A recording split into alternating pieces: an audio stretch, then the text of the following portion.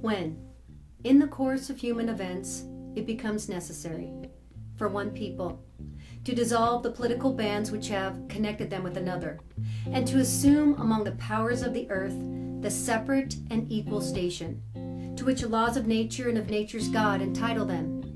A decent respect to the opinions of mankind requires that they should declare the causes which impel them to the separation. We hold these truths to be self-evident, that all men are created equal, that they are endowed by their Creator with certain unalienable rights, that among these are life, liberty, and the pursuit of happiness, that to secure these rights, governments are instituted among men, deriving their just powers from the consent of the governed, that whenever any form of government becomes destructive of these ends, it is the right of the people to alter or to abolish it, and to institute new government, laying its foundation on such principles and organizing its powers in such form as to them shall seem most likely to affect their safety and happiness. Governments long established should not be changed for light and transient causes, and all experience hath shown that mankind are more disposed to suffer, while evils are sufferable, than to right themselves by abolishing the forms to which they are accustomed. But when a long train of abuses and usurpations, pursuing invariably the same object, evinces a design to reduce them under absolute despotism, it is their right, it is their duty, to throw off such government and to provide new guards for their future security. The history is a history of repeated injuries, all having absolute tyranny over these states. To prove this, let facts be submitted to a candid world.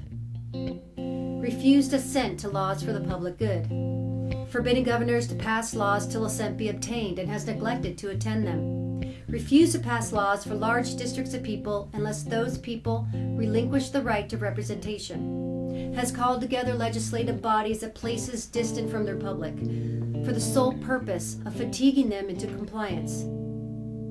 Has dissolved representative houses repeatedly for opposing his invasions on the rights of the people. Has refused to cause others to be elected. Has endeavored to prevent the population of these states obstructing the naturalization of foreigners. Has obstructed justice, refusing his assent to laws establishing judiciary powers. Has made judges dependent on his will alone for their offices and their salaries.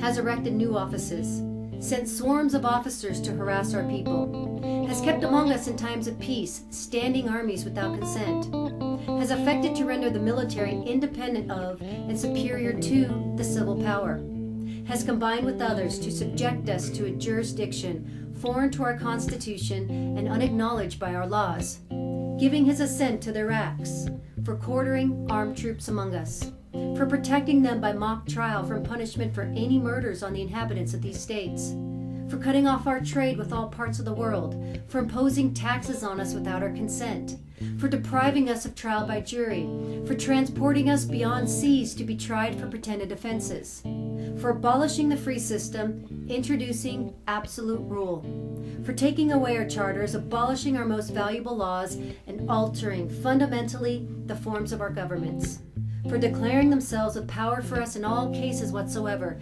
declaring us out of his protection and waging war against us, has plundered our seas, ravaged our coasts, burnt our towns, and destroyed the lives of our people, transporting armies to complete the works of death, desolation, and tyranny, with cruelty, totally unworthy the head of a civilized nation, has constrained our fellow citizens to bear arms against their country, to become executioners of their friends, or to fall themselves by their hands, has excited domestic insurrections amongst us to bring on the savages. In every stage of these oppressions, we have petitioned for redress in the most humble terms.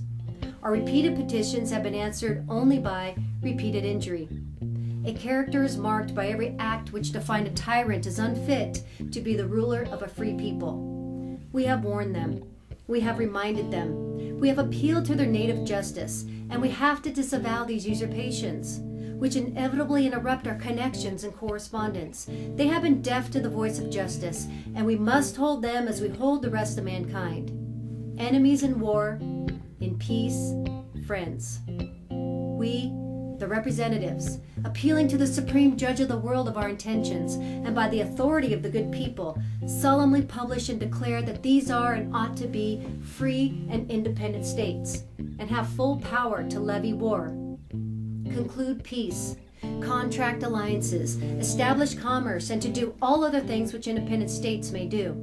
And with a firm reliance on the protection of divine providence, we mutually pledge to each other our lives, our fortunes, and our sacred honor.